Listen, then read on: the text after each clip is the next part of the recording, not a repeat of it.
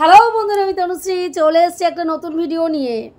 আর আজকে যাকে নিয়ে কথা বলতে এসেছি সে হচ্ছে নান আদার দ্যান আমাদের ওয়াইটি সুতপা। একটা এখন এই যে সুতপা আবার অনেক দিন থেকে সুতপা আমার কন্টেন্ট, সুতপাকে আমি পজিটিভ ওয়েতে এতদিন কন্টেন্ট করেছি। বিশ্বাস করো কোনো দিনও ভাবিনি যে সুতপাকে নিয়ে আমার নেগেটিভ কন্টেন্ট করতে হবে। সুতপার কর্মকাণ্ড বর্তমানে যেই জায়গায় মানুষ ঠকানো, যে মানুষ দীর্ঘদিন ধরে সমালোচনার চ্যানেলে নিজেকে সত্যবাদী, সত্যের প্রতিমূর্তি, মিথ্যা কথা সে কোনো সময় বলে না, মিথ্যাচারিতা, ছল চাতুরি, ছলনা, মানুষকে ঠকানো, এইসব জিনিস সে করে না। সেইগুলো দেখেই কিন্তু একটা সময় সুতপার প্রতি আমার একটা ভালোবাসা জন্মেছিল। যেই সময় অনেস্ট গ্রুপ থেকে সুতপা বেরিয়ে যায় এবং তারপরে নিজে একটা অনেস্ট গ্রুপ থেকে বেরোনোর পরে সেই সময় ওকে যেইভাবে কোণঠাসা করা হচ্ছিল এবং একটা সময় ওয়াইটি থেকে ওর নাম ও নিশান মিটিয়ে দেওয়ার একটা যে পরিকল্পনা চলছিল, সেখানে ওর পাশে ঢাল হয়ে দাঁড়িয়েছিলাম। যে একটা মেয়ে, এখানে প্রত্যেকটা আমরা যে মহিলারা রয়েছি হাউসওয়াইফ, প্রত্যেকে নিজেদের ঘরের কাজ কর্ম সমস্ত কিছু মেনটেন করার পরে টাইম বের করে একটা ভিডিও করে, বা কেউ 3টে ভিডিও করে, ও যেরকম 4টে, দিনে 4টে 5টা ভিডিও এক এক সময় দিয়ে একটা ইনকাম করার চেষ্টা করছে এবং সেইখান থেকে সেই আর্নিংয়ের মাধ্যমে তার সংসার, তার স্বামীর পাশে ঢালের মতন দাঁড়িয়েছে। যে স্বামীর পয়সায় অর্থ জল গরম হয় না, সে স্বামীর সঙ্গে কাঁধে কাঁধ মিলিয়ে তার হাতটা ছেড়ে না দিয়ে, বেশিরভাগ মানুষরা গরিবি আনার সঙ্গে আন্ডারস্ট্যান্ডিং করতে পারে না। অর্থ কষ্ট যে জীবনে কি ভয়ঙ্কর কষ্ট, যারা অর্থ কষ্ট পেয়েছে তারা জানে। অর্থ কষ্ট, খাওয়ার কষ্ট, জামা কাপড় পরার কষ্ট, শখ শৌখিনতার কষ্ট, নিজের প্রয়োজনীয় প্রত্যেকটা জিনিসের জন্য কষ্ট, যে কি কষ্ট সেটা যারা দেখেছে, যারা জীবনে উপলব্ধি করেছে তারা জানে। আমার বক্তব্য আজকে কেন বারবার এই সুতপাকে নিয়ে আমার প্রশ্ন তুলতে হচ্ছে বারবার।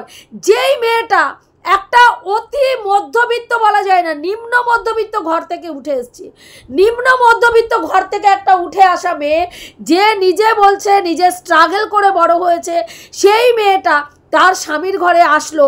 তার স্বামী কম টাকা ইনকাম করে জানার পরেও তার পরিবারের লোকরা তাকে বিয়ে দিল এবং সেই স্বামীকে সানন্দে গ্রহণ করে তার সঙ্গে অ্যাডজাস্ট করে চললো এতগুলো বছর, 12টা বছর, 1-2 বছর নয়। সেখানে তার মাতৃত্বহীনতা, তার স্বামী কিন্তু তার হাত ছেড়ে দিল না।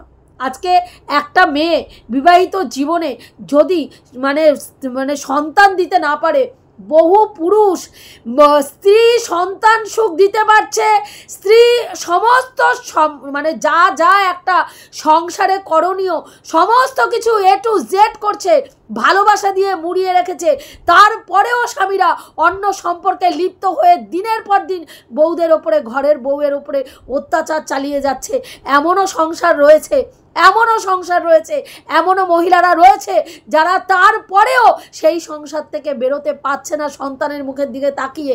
সেইখানে তাকে না তো শ্বশুর শাশুড়ির দায়িত্ব কর্তব্য পালন করতে হচ্ছে, না তো ননদ অবিবাহিত ননদ রয়েছে ঘরের ওপরে, তার দায়িত্ব পালন করতে হচ্ছে। এমন না যে ফ্যামিলির অন্য মেম্বারদের প্রতি কর্তব্য পালন করতে হচ্ছে, কিচ্ছু করতে হচ্ছে না। শুধুমাত্র স্বামী স্ত্রী দুজন খাচ্ছে, সেখানেও স্বামীর সাথে অ্যাডজাস্ট করতে পারছে না। তাহলে সেখানে মানুষ প্রশ্ন তুলবে না? যে মানুষটা প্রতিনিয়ত প্রতিদিন অন্য কন্ট্রোভার্সি ক্রিয়েট সমালোচনার চ্যানেলে অন্য ব্লগারদের নিয়ে কাউকে বলছে তার স্বামী অকর্মণ্য, কাউকে বলছে নিষ্কর্মা, কাউকে বলছে তার স্বামী নপুংসক, কাউকে বলছে কাপুরুষ তার স্বামীরা। সেইখানে দাঁড়িয়ে আজকে যদি সেই মানুষটাই অন্যদেরকে বলছে যে তাদের স্বামীরা রোজগার করতে পারে না, তারা স্বামীরা এক একটা হচ্ছে সেই, তাহলে আজকে তার সেই সব সমালোচকরা আজকে তারা ওর দিকে আঙুল তুলবে না? যেখানে ও প্রত্যেকটা সময় একটা পরিবারকে শুধুমাত্র গোপন মানে গোপন তথ্য সংগ্রহ করে গোপন তথ্যের ওপরে বেসিস করে পুরো একটা ফ্যামিলির পুরো মানে মা শাশুড়ি থেকে শুরু করে ছেলের বউদের মেয়ে ওই বাড়ির মহিলা মানে প্রত্যেকটা মহিলা ক্যারেক্টারকে কি করেছে রেড লাইট এরিয়ায় বসিয়ে দিয়েছে। তারা নেতা কাথাদের সাথে শোয়, তারা চামড়ার বিজনেস করে, তার শাশুড়ি মাকে পর্যন্ত উর্ফি জাভেদ বলতেও দ্বিধা হয়নি, করেছে এগুলো করেছে। যখন দর্শকরা যখন তার সহ ক্রিয়েটাররা তার কাছে প্রমাণ চেয়েছে তখন কিন্তু প্রমাণ দিতে পারেনি। একটা বাচ্চার জন্ম বৃত্তান্তের ওপরে প্রশ্ন তুলেছে। আজকে কেন বলুন তো?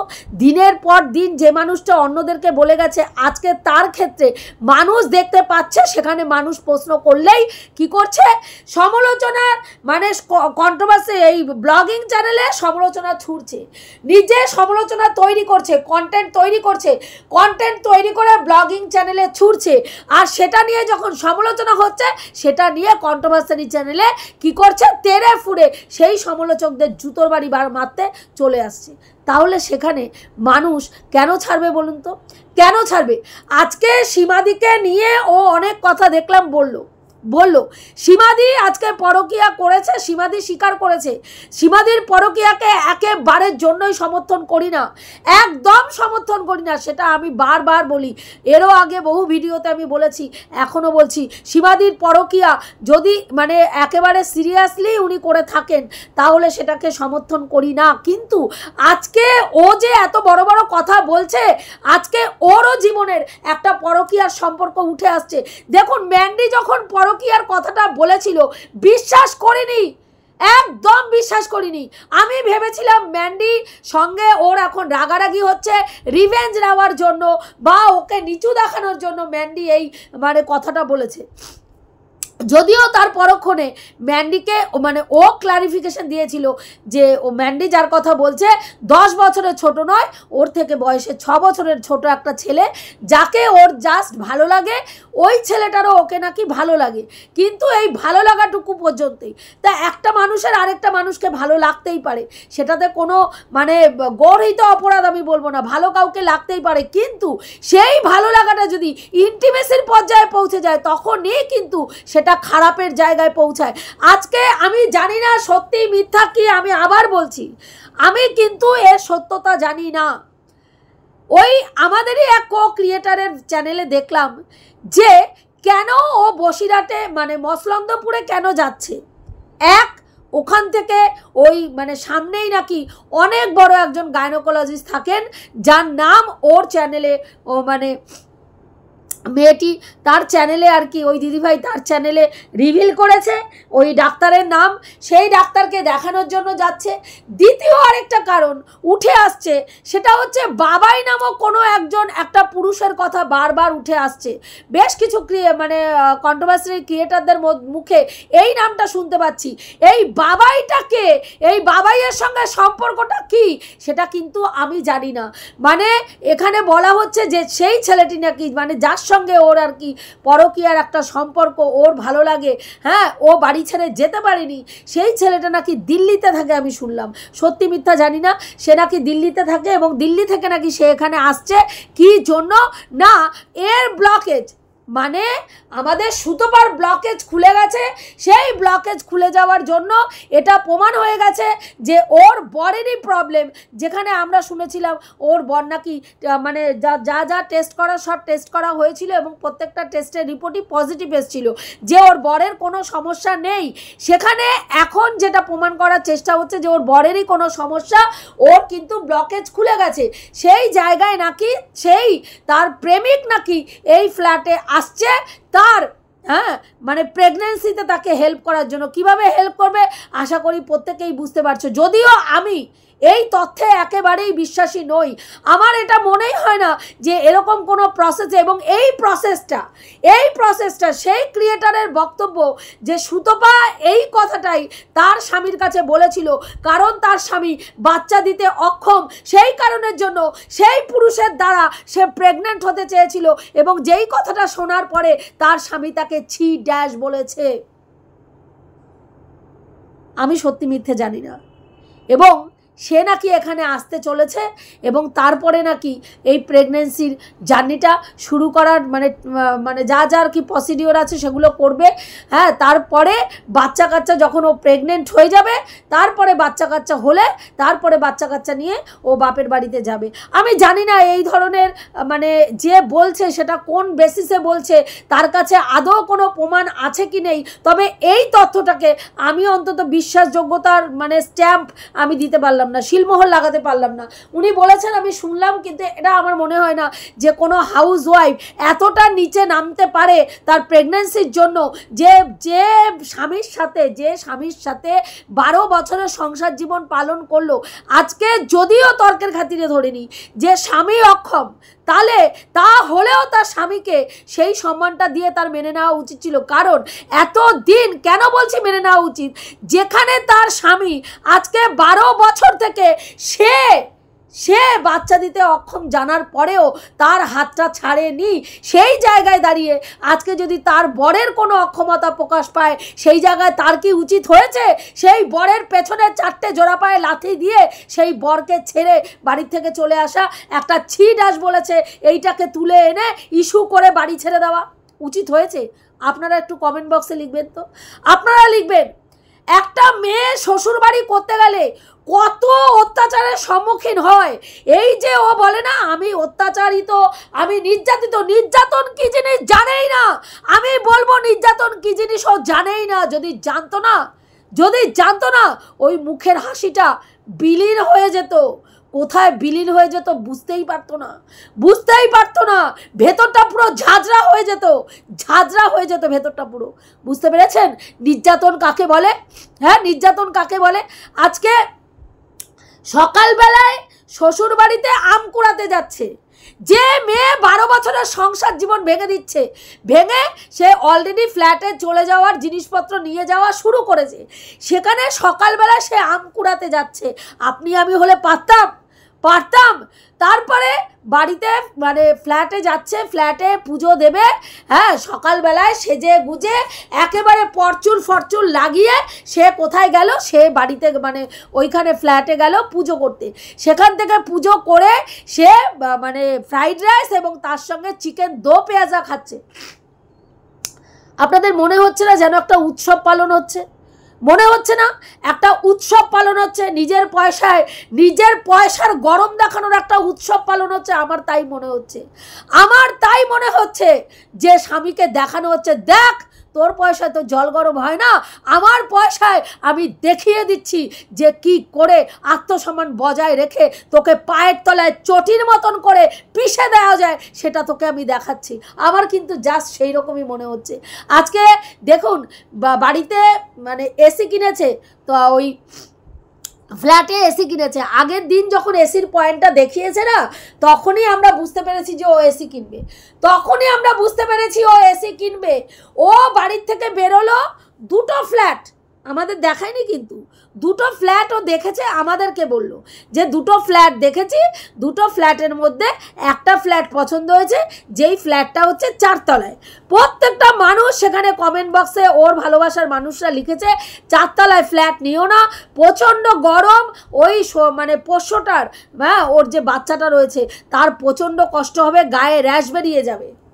ও কিন্তু জেনে শুনেই ওইখানে মানে আগে ফ্ল্যাট নিয়ে নেওয়ার পরে দর্শকদেরকে ওরকম দেখাচ্ছে যে আমি দেখে আসলাম, এখনো ঠিক করিনি, তবে ওটাই নেব।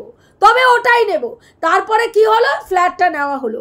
ফ্ল্যাট নেওয়ার পরেই কি বলা হলো, আমার হাত একদম ফাঁকা, ফ্ল্যাটগুলো নিয়েছি।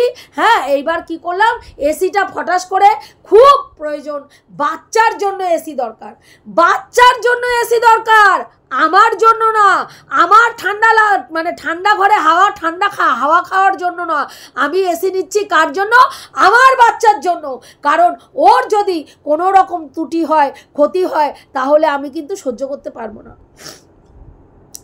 আমি এক এক সময় ভাবি যে মা তার বাচ্চাকে এতটা চোখে হারায়, সে মা কি করে তার বাচ্চাকে রেখে, যে বাচ্চা তার হাতে ছাড়া খায় না, সেই বাচ্চাকে রেখে চলে যায়।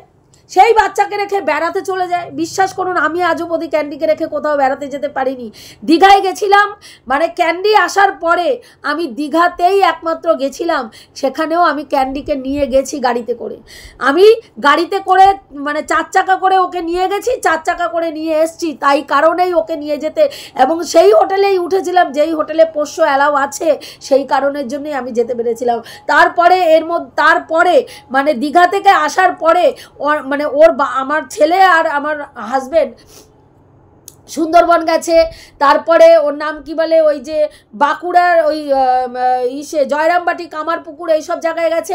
আমি কোনো জায়গায় যাইনি, আমি কোনো জায়গায় যাইনি। ইভেন আমার ননদ প্রায় সময় ফোন করে যে তনুশ্রী একদিন আসো, হ্যাঁ তুমি এসে থাকো, কিন্তু আমি যেতে পারি না। কেন? কারণ 1 নম্বর ওদের বাড়িতে পোষ্য নিয়ে যাওয়া যাবে না, ওরা সবাই ভয় পায়। 2 নম্বর হচ্ছে আমার বাড়ি থেকে ওর বাড়ি প্রায় 4-5 ঘন্টা দূরত্ব, সেখানে আমি যদি চলে যাই, আমি সকালেও যদি ওকে খাইয়ে টাইয়ে রেখে যাই, জল টল দিয়ে রেখে যাই, আমার বাড়িতে ফিরতে ফিরতে ওর দুপুরের খাবারটা স্কিপ হবে, সন্ধ্যাবেলার খাবারটা স্কিপ হবে, এবং সেইখানে আমার বাচ্চাটা সারাটা দিন বাড়ির মধ্যে ঘরের মধ্যে একা থাকবে, যেটা ভেবে আমি যেতে পারি না। সেখানে একটা বাচ্চাকে এনে সেই বাচ্চাটা নিজের আনন্দের জন্য, তোমরা প্রায়ই দেখেছো, নিজের আনন্দের জন্য কি করে, বাচ্চাটাকে রেখে মারুর বাড়িতে রেখে সে চলে গেল দীঘাতে ঘুরতে। দীঘাতে ঘুরতে আমি বলছি না ঘুরবে না, অবশ্যই ঘুরবে, কিন্তু যেই পরিমাণে দেখানো হচ্ছে যে বাচ্চা আমার কাছে এতটাই প্রায়োরিটি যে বাচ্চার জন্য এসি কিনছি, সত্যিই যদি সেটা হতো, যে মায়ের কাছে সেটা হবে না, সে মা বাচ্চাকে 1 সেকেন্ডও চোখের আড়া করতে পারবে না, পারবে না, বিশ্বাস করবে না। আমি এই যে আমার মানে 2 ছেলেকে, মানে আমার ক্যান্ডিকে আর আমার ছেলেকে রেখে আমি যাই না, আমার রাস্তায় না আমি ভাবি আমি কতক্ষণে বাড়িতে আসব। আমাকে সেদিনকে একজন আমার খুব কাছের একজন মানুষ ফোন করেছে, মানে ট্রেন থেকে দেখেছে সে আমাকে, যে আমি ঊর্ধ্বশ্বাসে লাইন পার হচ্ছি, কারণ আমার মাথায় চিন্তা রয়েছে আমি বাড়ি যাব, আমি বাড়ি গিয়ে ক্যান্ডিকে খাওয়াবো, নিজে খাবো, ছেলেকে খাওয়াবো, তারপরে ছেলেকে যদি আমার দেরি হয়ে যায় ছেলেকে ভাত মেখে দিলে ও নিজে নিজে খেয়ে নেয়, ক্যান্ডিকে খাওয়াবো, আমি খাবো, তারপরে আমি ভিডিও বানাবো, তারপরে আমি ছেলেকে নিয়ে কোচিনে দৌড়াবো, আমার মাথায় সেগুলো থাকে। সেই জায়গায় দাঁড়িয়ে যদি প্রকৃত সে কিন্তু কখনোই 5 দিন 6 দিনের জন্য বা 3 দিন 4 দিনের জন্য বাচ্চাকে ছেড়ে কোথাও যেতে পারবে না। আমি কোনো জায়গায় যেতে পারি না, কেন জানো? ও তো বড় ব্রিডের কুকুর, ওকে মানে ওর নাম কি বলে, কোনো যদি কেস বেজে দেওয়ার ব্যাপার থাকে, কতবার যে আমাদের কত অনুষ্ঠান, আমি যাইনি। ওর বাবা এক সময় বলে তুমি যাবে না, আমি যাবো, তুমি ছেলে নিয়ে চলে যাও, আমার কোনো ব্যাপার না। আমি মানে আমার কাছে আমার বাচ্চা হচ্ছে সব থেকে আগে। সেইখানে দাঁড়িয়ে আজকে বাচ্চা যদি এতটাই প্রায়োরিটি হতো, তাহলে বাচ্চাকে রেখে দুইবার আমরা কিন্তু দেখলাম যে দুই জায়গায়, একবার দীঘাতে ঘুরতে গেল, আরেকবার দার্জিলিং ঘুরতে গেল। সেখানে আজকের কি বলছে, আজকে এসি কিনে কি দেখানো হচ্ছে যে না এসির না রিমোট, আমি কোনো দিনও আমি এসির রিমোট না, ওই মানে ওর নাম কি বলে, যেখানে রেস্তোরাঁ মানে হোটেলের এসি ছাড়া কোনোদিনও এসির রিমোট আমি নিজে চালাইনি। শ্বশুরবাড়ির এসির ব্যাপার কি আমি বুঝলাম না, ওখানে কিছু মানে ঘাপলাবাজি আছে, তো যাই হোক শ্বশুরবাড়ির এসি ও মনে হয় ধরতে পারে না বা চালাতে পারে না, তাই চালায়নি। হ্যাঁ, আর ও একমাত্র ওই হোটেলে মানে যেখানে গেছিল, হ্যাঁ ওইখানে গিয়েই হোটেলের এসিটাই ও নিজের মতন করে ব্যবহার করেছে। আর আজকে নিজের বাড়িতে নিজের পয়সায় নিজের মানে ভাড়া করা ফ্ল্যাটে বসে নিজের টাকায় কেনা এসির আজকে কিন্তু মা বাবা এবং মেয়ে মানে এসির হাওয়া কাটছে। তার যে তৃপ্তির হাসি আজকে বাবা এবং মেয়ের মুখে আপনারা দেখতে পেয়েছেন, এবং এই তৃপ্তির হাসিতে একবারও কোথাও যন্ত্রণা দেখেছেন? একটু কাইন্ডলি আমাকে কমেন্ট করে জানাবেন তো, একবারও তার সেই হাসির মধ্যে কোনো জায়গায় যন্ত্রণা দেখেছেন কিনা? যে 12 বছরের সংসার জীবনে যে স্বামী প্রতিদিন তার জন্য, তার সংসারের জন্য মলে দাঁড়িয়ে 12 ঘন্টা 14 ঘন্টা ডিউটি করে বাড়ি ফেরে, সেই মানুষটা এই এসির হাওয়া খেতে পারবে না, তার জন্য কোথাও একটু দুঃখ প্রকাশ দেখেছেন? আমি দেখিনি। আমি সত্যি, বিশ্বাস করুন, একদম সত্যি বলছি, আমি এই সুতপাকে চিনি না, এই সুতপাকে আমি জানি না, এই সুতপাকে না তো আমি চিনি, না তো চিনতে চাই, না তো আমি জানি, না তো আমি জানতে চাই। এতটা সেলফিশ একটা মানুষকে আমি অন্তত সমর্থন করতে পারি না। এতদিন ওকে মানে ভালোবেসেছি এগুলো দেখে, যে ওর সংসারের প্রতি, সংসারে তিল তিল করে গড়ে তোলা প্রত্যেকটা জিনিস, যে স্বামী কম টাকা ইনকাম করে কিন্তু সেই স্বামীর হাত ছেড়ে দিইনি, সে ইনকাম কম করে বলে তার সাথে কাঁধে কাঁধ মিলিয়ে আমি তার সঙ্গে দাঁড়িয়ে লড়াই করার চেষ্টা করেছি। আমার সংসারটাকে ভালো করে মানে দাঁড় করানোর জন্য আমরা চেষ্টা করেছি, দুজন মিলে চেষ্টা করেছি। সেটাতে অনেক অনেক অনেক বেশি সম্মানের চোখে আমি সুতপাকে দেখেছিলাম। কিন্তু আজকে যেই সুতপাকে দেখছি একেবারে নিজের স্বার্থে একটা 12 বছরের সম্পর্ককে এই রকম তুড়ি দিয়ে ভেঙে ফেলা, এই জিনিসটাকে জাস্ট মানতে পারছি না। তার থেকেও বড় হচ্ছে কোনো সম্পর্কের ভাঙন এরকম হতেই পারে না। আজকে সে ফ্ল্যাটে যাচ্ছে জিনিস মানে কি বলবো, এসি ইনস্টল করার জন্য এসি কিনলো, এসি কেনার পরে ইনস্টল করার জন্য লোক আসলো, সে এসির হাওয়া ওখানে খেয়ে টেয়ে তারপরে সে বাড়িতে এসছে। স্বামী কি করেছে, অফিস থেকে এসে স্বামী ভাত রান্না করে রেখেছে। ভাবতে পারেন, স্বামী ভাত রান্না করে রেখেছে, যেই স্বামী মানে ও কি বলছে যে বর্তমানে নাকি ওর স্বামী ওর হাতে খায় না, সেখানে স্বামী ভাত রান্না করে রেখেছে, 3 জনের ভাত করেই রেখেছে, শেরুর ভাত, ওনার ভাত আর এর ভাত। এ গিয়ে লেবু চটকে ভাত খেয়েছে এবং ওপর থেকে তরকারি এসছে। আজকে যেই সময় ওর শ্বশুরবাড়িতে ওর পজিশনটা খারাপ ছিল, যেই সময় ও অ্যাডজাস্ট করতে পারেনি, যেই সময় আমরা শুনেছিলাম ও একটা ভয়ঙ্কর ধরনের কাণ্ড ঘটাতে চেয়েছিল, পুরো পাড়া প্রতিবেশীকে এক করে দিয়ে গায়ে কিছু ঢেলে নিজের আত্মহননের চেষ্টা করেছিল শুনেছিলাম, সেই সময় যদি ও ঘর মানে বাড়ি ছেড়ে চলে যেত, আমরা বলতে পারতাম না সত্যি এতটা অত্যাচার সহ্য করে কোনো মেয়ে থাকতে পারে না। কিন্তু আজকে কোথাও কিছু নেই। আজকে সেখানে দিল্লিতে মানে ওর নাম কি বলে, দার্জিলিংয়ে ঘুরে আসলো, এত ভালোবাসা, রিলস তৈরি। স্বামী আমরা দেখলাম যে হোটেলের মধ্যে চশমা পরিয়ে দিচ্ছে, চুল সরিয়ে দিচ্ছে, হ্যাঁ খাইয়ে দিচ্ছে, তারপরে ফিরে এসে কি বক্তব্য, না আমরা আর এক থাকতে পারছি না, আমরা আলাদা হয়ে যাচ্ছি। আর কালকে এই মানে খাবারটা, এই বিষাক্ত খাবারটা যেটা মানুষকে ঢিপিয়ে ও দেওয়ার পরেও মানুষ বমি করে দিচ্ছে, মানুষ হজম করতে পারছে না এই মিথ্যাটা, সেই মিথ্যাটাকে আবার নতুন করে প্রমাণ করার জন্য, মানুষ যাতে বিশ্বাস করে, মানুষকে খাওয়ানোর জন্য কি করলো, ফারিয়াকে টেনে নিয়ে আসলো। এবং ফারিয়াকে টেনে এনে কি করলো, চোরের সাক্ষী মাতাল আগেই বলে দিল, তোরকে কিন্তু একটা কথা জিজ্ঞাসা করছি, আমি কিন্তু তোর এই কলটা রেকর্ড করে ছাড়বো। হ্যাঁ, তার মানে তুই ভাই বুঝে শুনে বলিস, আমি যা বলবো তুই তাই হ্যাঁ মিলিয়ে সেরমভাবেই বলবি, কারণ এটা কিন্তু আমি ছাড়বো। এবং সেইখানে কি করলো, ফারিয়াকে কি প্রমাণ করানোর চেষ্টা করা হলো, হ্যাঁ তোমার সংসারে, আমার সংসারে সত্যি অশান্তি হচ্ছিল না, তুই বল আমি তোকে, তুই কতবার জানতে চেয়েছিস না, আমি বলতে পারিনি, তুই রেগে গেলি তাই জন্য। হ্যাঁ, এবার ফারিয়াও সেখান থেকে বললো, হ্যাঁ রেগে গেছিলাম তো, ওইখানে গডনগরের মেলায় যাওয়ার কথা ছিল, তুমি রেসপন্স করছিলে না, আমি যেতে পারলাম না, হ্যাঁ এইসব বলে। এবং সেখানে ফারিয়াও একটা মানে ঢুকিয়ে দিল যে তার ফ্যামিলিরও একটা মানে বিশাল ধরনের ফ্যামিলির মধ্যে একটা অশান্তি চলছে, পারিবারিক ঝামেলা চলছে, পারিবারিক অশান্তি চলছে। তার মানে এই যে ফারিয়া যে এই বরাহ নন্দনটা বলেছিল, সেটাকে ঢাকার জন্য এই জিনিসটা বলল, যে বোরা বলেছিল ওই বরাহ নন্দনটা কোনো কন্ট্রোভার্সি ক্রিয়েটারকে বলেনি, ওদেরই পরিবারের মানুষদের মধ্যে খাওয়াখাই হচ্ছে, মানে ঝামেলা হচ্ছে, সেইখানে ওদেরই পরিবারের কাউকে বোঝানোর জন্য ওই কথাটা বলেছিল, সেটাও এখানে টুকুস করে ঢুকিয়ে দিল। তাহলে এখানে মনে হয়নি চোরে মাস্তুতো ভাই আনন্দের আর সীমা নাই? হ্যাঁ, আনন্দের আর সীমা নাই, আমার তাই মনে হয়েছিল, একদম মনে হয়েছিল চোরে মাস্তুতো ভাই রতনে রতন চেনে ভাই, সুরে চেনে কচু, একেবারে জায়গা মতন ফিট হয়েছে। মিথ্যাচারিতা, ভণ্ডামি, নোংরামি, বজ্জাতি, এগুলো দিয়ে বেশি দিন চ্যানেলকে ধরে রাখা যায় না। ধরে রাখা যায় না। আজকে সেই পথেই সুতপা হাঁটছে মিথ্যাচারিতা দিয়ে।